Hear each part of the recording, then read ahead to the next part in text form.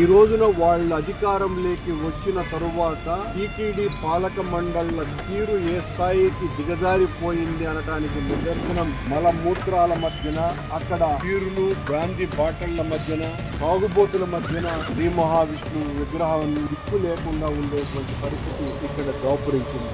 ఇంతకంటే అపచారం మరొకటి ఉన్నదా? ఇంతకంటే దైవద్రోహం మరొకటి ఉన్నదా? సాక్షాత్తు శ్రీ మహావిష్ణువు విగ్రహానికి స్వామివారి పాదాల చెంత ఉన్నటువంటి ప్రదేశంలోనే, అది కూడా టీటీడీ స్థలంలోనే ఇంత నిర్లక్ష్యంగా బాధ్యతారాహిత్యంగా వీళ్ళు ప్రవర్తిస్తున్నటువంటి అనుచిత రీతి ఎంత దుర్మార్గంగా ఉంది అనటానికి ఎంత బాధ కలుగుతున్నది అంటే, ఇంతకంటే నేరం మరొకటి లేదు, ఇంతకంటే ఘోరం మరొకటి లేదు, ఇంతకంటే దైవ ద్రోహం మరొకటి లేదు, ఇంతకంటే హిందూ ధర్మం మీద దాడి మరొకటి లేదు. ఆయన్ని ఈ రకంగా వాడేశారంటే నించు వాళ్ళు చూసుకోలేదా? పాలక మండలి చైర్మన్ నిద్రపోతున్నాడా? అధికారులు చూసుకోవటం లేదా? కనికట్టుకొని కావాలని ఇక్కడ పాడేశారా? దీనికి జవాబు చెప్పాల్సినటువంటి పరిస్థితి వాళ్లకు ఉన్నది. రక్తం ఉడికిపోతుంది. ఎంత బాధాకరమైనటువంటి విషయమండి. సిగ్గుపడాలి రాష్ట్ర ప్రభుత్వం, సిగ్గుపడాలి ఈ పాలక మండలి చైర్మన్, పాలక మండలి. ఇంతకంటే దారుణము పాపము మరొకటి లేనే లేదు. ఘోరాతి ఘోరమైనటువంటి అపచారం. సాక్షాత్తు శ్రీ మహావిష్ణువుకి ఇంత దుర్గతి పట్టించినారు వీళ్ళు.